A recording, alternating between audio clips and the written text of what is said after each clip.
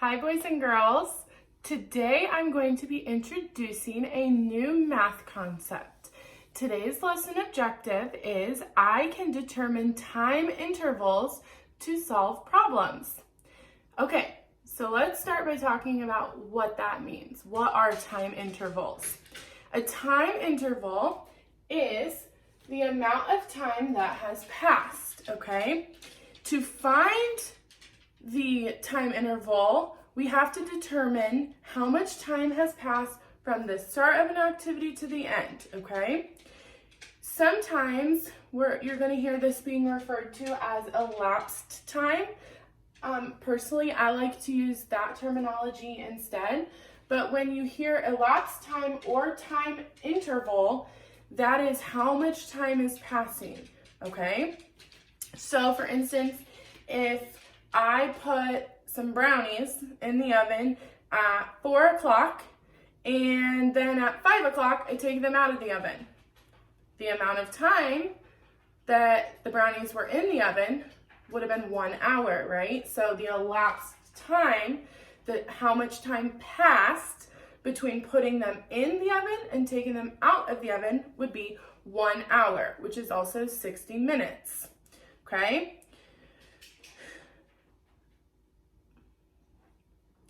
There are many different strategies that we can use to find elapsed time, but today we're just going to focus on one of those strategies. We're actually going to be doing elapsed time at least for today and Thursday, okay? We may go further into it, I'm not sure yet, but this is one of my absolute favorite things to teach, so I'm a little bummed out we don't get to do that in class. Okay, so today we're just going to focus on using a number line. But before we begin, I do want to review your lesson from Monday, okay, which was telling time to the minute. Now, this is something that we've been doing a little bit in class when we're working on our morning work, but I did want to review that before jumping in. So, you learned that there are two types of clocks, right? So there's a digital clock, which if I had my Apple Watch on, that would be an example of a digital clock. Or if you have an alarm clock that has just the numbers of the time, right? So a digital clock shows the time using numbers. Then we have what's called an analog clock, which is the clock that we have in our classroom. And you might have like a big grandfather clock in your house. That would be an example of an analog clock. I remember my grandpa had one and it went off like every hour, although we have one of those at our house too. So an analog clock it has two hands, right? So it has an hour hand and a minute hand. So I have my little clock here. Oh, I guess it's not really little, right? It's kind of big. Okay, so the short hand, this is the red hand, that is going to be our hour hand, okay? The longer hand, the blue hand I have here, is the minute hand. A clock like this, an analog clock, is broken into both 5 and 1 minute increments, and it all depends on how you're reading it, right? So if we were just looking at these big numbers, 1 through 12, and we were referring to minutes, okay, because these big numbers also can tell the hours, but these big numbers they are broken into, so like from the 12 to the 1, and the 1 to the 2, and the 2 to the 3. This is 5-minute increments. Now, one strategy I like to use when I'm trying to do this is, because you see there's 5, 10, 15, 20. So we can use our multiplication facts actually, right, to help us. So if the minute hand, let's say the minute hand was on the 3, right there, right on the 3, and we know that each of these increments is 5 minutes, then we could do 3 times 5, and that would be 15. So we would know that it's 15 minutes past the hour, okay? If we were telling time to the minute, though, it would be important to be using these tick marks that we see in between, and each of those represent 1 minute. So if we're starting here, we go 1, 2, 3, 4, 5, 6, 7, 8, 9, 10, right? So that's kind of how those work together.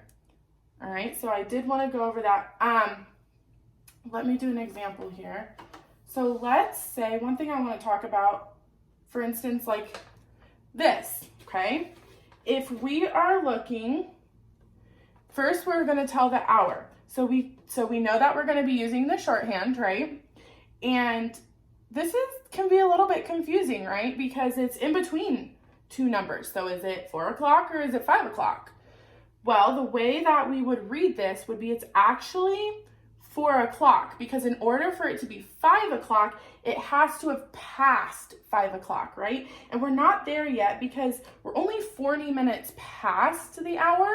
So we still have 20 minutes till we get to the 5 o'clock, right? And now every minute after, it's passing. So it wouldn't be 6 o'clock until we go 60 more minutes, right? And 60 minutes is an hour. Now, you might also hear people say like, oh, it's quarter till, right? So if it's quarter till, we think of this like, we always talk about like a pizza, right? So if we were to cut this into 4 slices, okay, each of these are 1 slices are going to represent a 15-minute interval, okay? So if I was saying, it's quarter till 3. So that means quarter, meaning 15, because if we broke this into 4 parts, each part would represent 15 minutes. So if I said it's quarter till 3, that means it's 15 minutes until it gets to be 3 o'clock. So the way we could do this is, let's go to 3 o'clock, right? And then we would count backwards 15 minutes. So we would go 5, 10, 15. So what time would it be? It would be 2:45, okay? Just like if I said it's quarter after 3, then that means it would, instead of 15 minutes before 3, it'd be 15 minutes after 3. Right there, right? Okay? You might also hear people say half hour. So if we know 1 hour is how many minutes? 60, right? Then half of that would be 30. Okay, so you might hear those being used, and so I want that to be familiar to you. Okay, so now that we've had a chance to review from Monday, I want to jump right into elapsed time. So just a quick review. Remember, elapsed time is how much time has passed, okay? So let's take a look at example 1. This would be a good time, if you don't have your math book in front of you, to pause this video and get your math book, because it is going to be really important that you're following along so that you don't get confused here. And I don't have your book to show you, right? Okay, so hopefully you have time to grab your materials. Example number 1, I'm going to go ahead and read that to you guys. Example 1 says, Evan's mother put biscuits in the oven at 5:10 p.m. Okay? She took them out of the oven at 5:27 p.m. How much time passed from the time she put the biscuits in the oven to the time she took them out of the oven? Okay, so we're going from one activity to the next, right? So one activity being putting them in, the other activity being taking them out. So to find the time interval, to find the elapsed time, we first need to identify what was the start time. What time did Evan's mom put the biscuits in the oven? So I want you to think about that. Okay. Well, it says Evan's mother put the biscuits in the oven at 5:10 p.m. Okay, so at 5:10, biscuits went in the oven. All right, that's not enough information though. We still need to figure out what's the end time. So what time did Evan's mom take the biscuits out of the oven? She took them out of the oven at 5:27 p.m. Okay? So how long were they in the oven for? That's what we're trying to figure out. And we're going to do that by using a number line, okay? So let's talk about how we're going to do that. The first thing I pre-drew my number line here. That's going to be your first step, okay? The next thing you want to do is you want to start, I'm creating a tick mark, okay? And I'm going to write my start time on that tick mark, okay? Or underneath it. 5:10. Remember, that's what time the biscuits are going into the oven, okay? Now, step 3, count by 5s from 5:10 to 5:25. Okay, so we want to be counting 5-minute increments, but we don't want to go past 5:27. So we're trying to get close to that. And I'm going to do that by doing a jump, okay? So if I jump 5 minutes, and I always like to label it, okay? If I'm going to jump 5 minutes, what time would that be? 5:10 plus 5 minutes would be 5:15. Is that 5:27? No. So let's jump another 5 minutes. Okay. So now we're going from 5:15. We're not going from 5:10 anymore, right?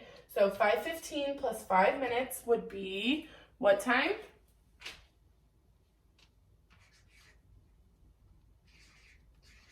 5:20. Okay. But are we at 5:27 yet? No. Can we go 5 more minutes? Yes, we can. Okay. So let's do another 5-minute jump.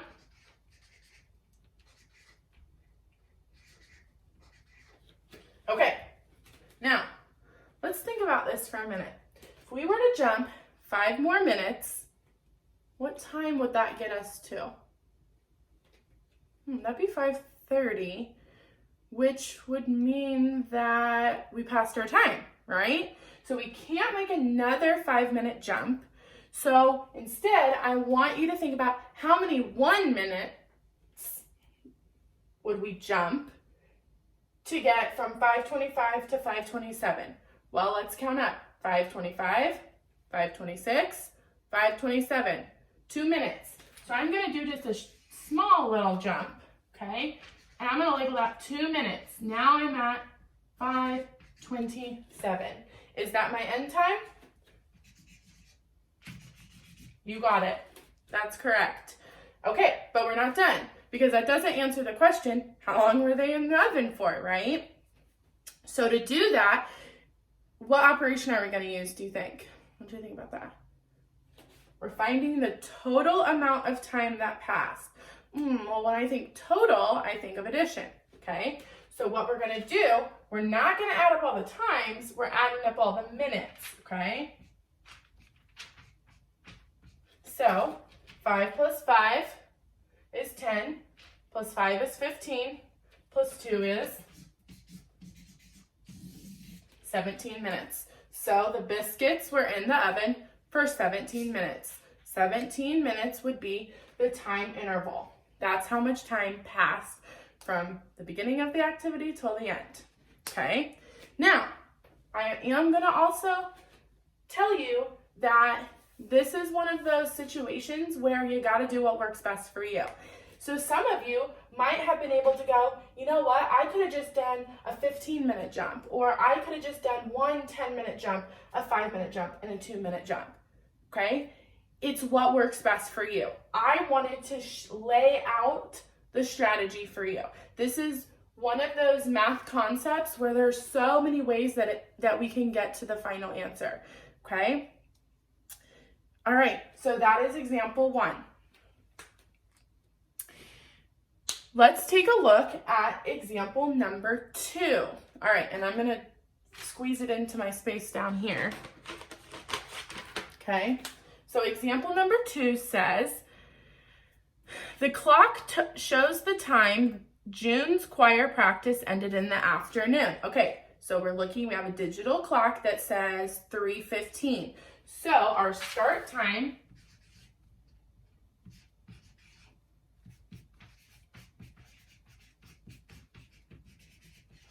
is 3:15, okay?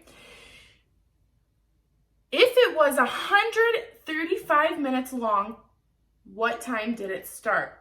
Okay, this is different than example 1. They didn't tell us what the end time was, but they did tell us how long the event was.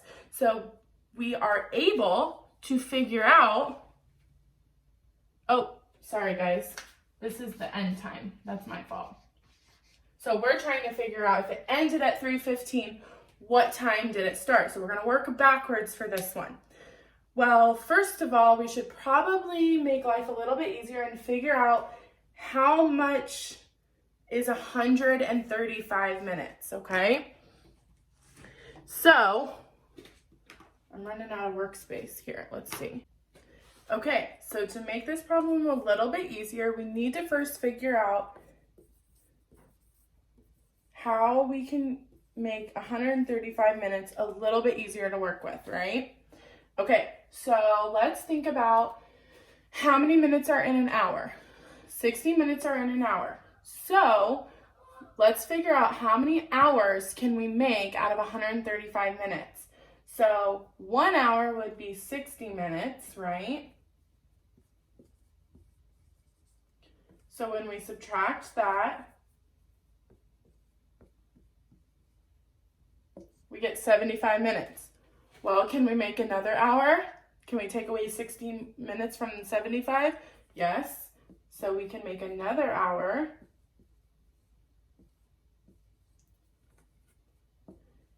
Okay, we have 15 minutes left over, right?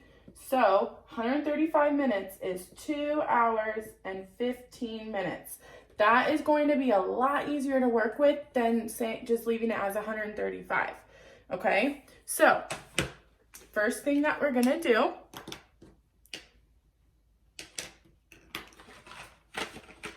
is draw our number line. Okay, except in example 1, we started with our start time, but we don't have a start time. We have an end time, and our end time is 3:15, okay? So instead of jumping forward, we're gonna be jumping backwards, okay? Now, let's see what it's suggesting. Okay, so we know that we have a 2 hours and 15 minutes that we need to jump. Now, you could start with the 2 hours, but if it's 3:15 and we have to jump backward 15 minutes, it's gonna be a lot easier to start with that 15-minute jump to get us to a whole hour. So let's do a 15-minute jump backward. So if it's 3:15 and we go back 15 minutes, okay, I'll get my clock. Look at that, it was already on 3:15. 3:15 and I go back, okay, 5, 10, 15 minutes. What time is it? It's gonna be 3 o'clock. Okay, so we did 15 minutes. Now we need to do 2 hours, okay? So some of you are gonna do a big 2-hour jump, okay? I like to break mine into 1-hour jumps. So I'm gonna go back 1 hour, okay? If it's 3 o'clock now, and I go back an entire hour, it's gonna be 2 o'clock. And I have 1 more hour jump that I need to make. So I'm gonna go back another hour, boom. What time is it? 1 o'clock. And we're done. So the question says, what time did choir practice start? Choir practice started at 1 o'clock p.m. okay? So there's gonna be different ways that you're gonna be asked to find elapsed time. Sometimes you just find from start to finish. Sometimes you're given a start time and then you have to find the end time. But you're always gonna be given 2 out of the 3 factors that you need, right? So you either need a start time, an end time, or an elapsed time. If you have 2 of those, you are golden, okay? So that is all I had for you today. Please feel free to watch this video as many times as you need, okay? It's going to help you to slow down, to really take in this new concept and get the best out of it that you can. This is really fun when you've got the hang of it, okay? Please let me know if you have any questions at all. I'm happy to help you. I know this can be a little bit challenging, a little overwhelming at first, but once you really get the hang of it, I promise you are truly gonna love it, okay? Remember that the homework pages are optional, but I always think it's good to have, if you have a little more time, to do some extra practice, even if you just want to do the evens or the odds, okay? And if you ever need anyone to look over your work, you can reach out to me, okay? I'm here for you guys. I love you guys, I miss you guys, and good luck today.